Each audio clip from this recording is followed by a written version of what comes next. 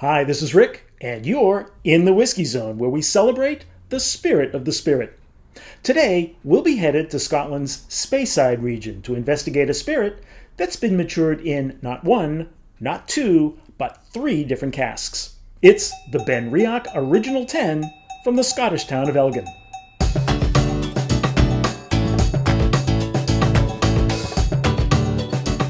The Benriak Distillery has been owned by a host of well-known names over the years, starting with its original owner and the man who built the distillery, John Duff. Now, while that little factoid has nothing to do with taste, I mention it because his name appears at the top of the bottle and on the tube, in case you were wondering whose name that was.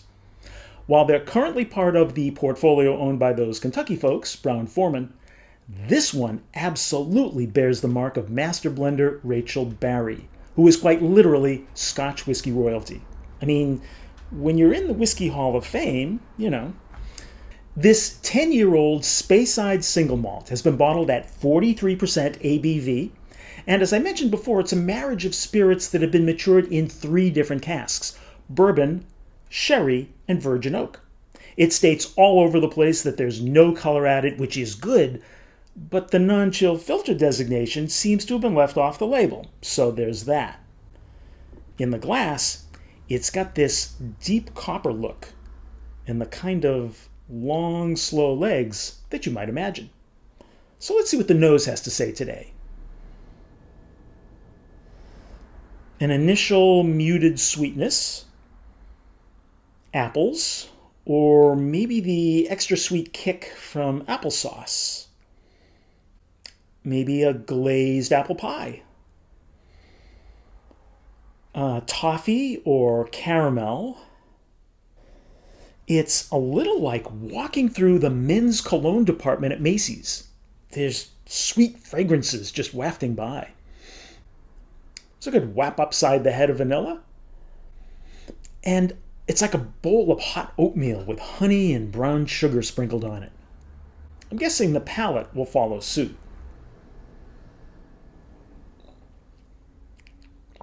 Ignore the first one. It's sweet.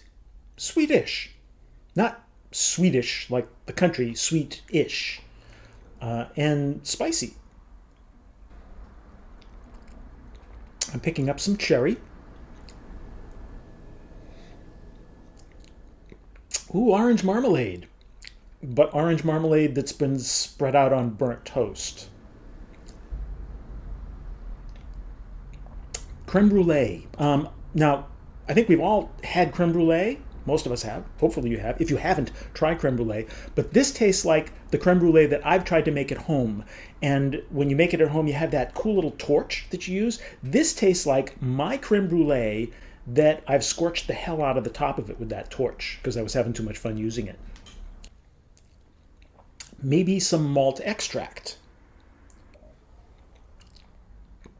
Almond butter. Almond milk. No, let's stay with the butter. Almond butter. At 43% ABV, the sweetness characteristics are providing plenty of flavor on their own, so I'm choosing to review this one with no water added. The finish is only moderately long. I'm left with a sense of a kind of light licorice, maybe a little wood, some burnt orange peels, and finally a nice buttery, malty taste. Master blender Rachel Barrie has done a good job marrying the spirit from three different casks here, and the result is a very pleasant whiskey to drink. If you like your whiskey on the sweet and mellow side, you'll find a good match here. I'm giving the Benriach Original Ten an 8-finger pour. I hope you've enjoyed this review of the Benriach Original Ten. If you'd like more details on my review, please visit thewhiskeyzone.com. And while you're here today, if you like what you've seen, I encourage you to subscribe, like, share, and comment. So until next time, please drink smart, stay safe, and we'll see you again in the Whiskey Zone.